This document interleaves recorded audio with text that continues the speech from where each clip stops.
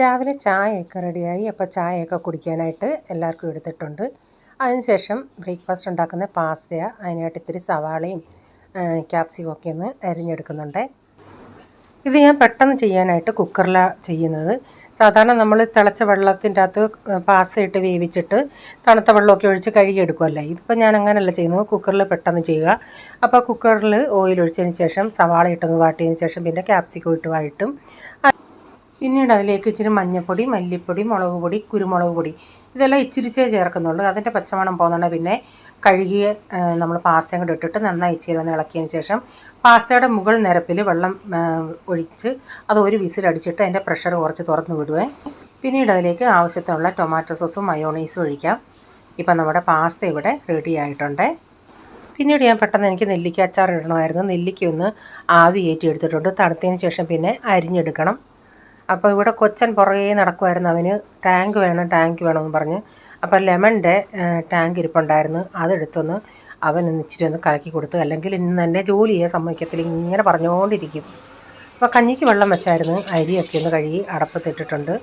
അപ്പോൾ ഒടിയൻ പയർ ഇരിപ്പുണ്ടായിരുന്നു, അത് ഞാനൊന്ന് കുറച്ച് നേരം ഒന്ന് വെള്ളത്തിൽ ഇട്ടിട്ട് ബാക്കി ജോലികൾ ചെയ്യുമ്പോഴത്തേക്കിന് അതൊന്ന് അതിൻ്റെ അകത്ത് കുറച്ച് ഇച്ചിരി ഉപ്പും വിനാഗിരി ഒഴിച്ച് അതിൻ്റെ അകത്ത് കുറച്ച് നേരം ഒന്ന് ഇട്ടേക്കുവേ. വെള്ളം വെച്ചിട്ട് പിന്നെ കുടിക്കാനായിട്ട് വെള്ളം തിളപ്പിക്കാൻ വെക്കണമായിരുന്നു. അതിലേക്ക് ഇച്ചിരി പതിമുഖവും കൂടെ ചേർത്ത് ഇട്ടിട്ടുണ്ട്. അപ്പം മെത്ത ഞങ്ങൾ വാങ്ങിച്ച കടയിൽ നിന്ന് ഈ 2 മെത്ത ഒരുമിച്ച് വാങ്ങിച്ചതാണ്. ഇപ്പോൾ ഇതിൻ്റെ താഴ്വശം ഒന്ന് തയ്യൽ വിട്ട്. അപ്പോൾ അവിടെ ഫോൺ ചെയ്ത് കുറച്ച് ദിവസം കൊണ്ടേ ഫോൺ ചെയ്യുക.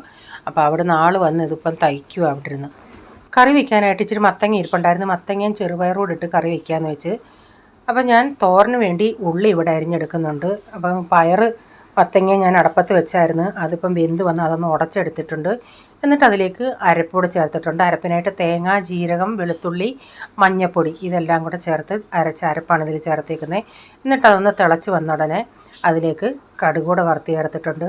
അപ്പോൾ ഞാൻ പയറൊക്കെ ഒന്ന് അരിഞ്ഞെടുത്തായിരുന്നു. അപ്പോൾ അതിലേക്ക് തന്നെ സവാളയും തേങ്ങയും മഞ്ഞൾപ്പൊടിയും കറിവേപ്പിലെല്ലാം ഇട്ട് നന്നായി കൈകൊണ്ട് ഞെവിടിയതിന് ശേഷം ആവശ്യത്തുള്ള ഉപ്പ് ഇട്ടിട്ട് ചീനച്ചട്ടി വെച്ച് വെളിച്ചെണ്ണ ഒഴിച്ച് കടുകിട്ടതിന് ശേഷം നമ്മൾ ഈ പയറൂട് ഇട്ട് കൊടുത്തിട്ട് ഞാൻ ആ പാത്രം കഴുകി സ്വല്പം വെള്ളം ഒഴിച്ചതേ ഉള്ളേ. നന്നായി ഇളക്കിയതിന് ശേഷം നമുക്ക് അടച്ച് വെച്ച് വേവിക്കാം. ഇടയ്ക്കിടയ്ക്കൊന്ന് ഇളക്കി കൊടുത്താൽ മതിയേ.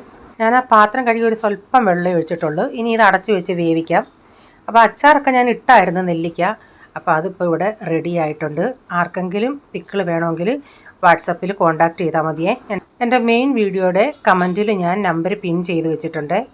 അപ്പോൾ ഈ വീഡിയോയുടെ ഫുള്ളായിട്ടുള്ള വീഡിയോ ഞാൻ ബിജീസ് കിച്ചൻ ചാനൽ വ്ളോഗിൽ ഇട്ടിട്ടുണ്ട്. അപ്പോൾ ഇന്നത്തെ വിശേഷങ്ങൾ ഇതൊക്കെയായിരുന്നേ.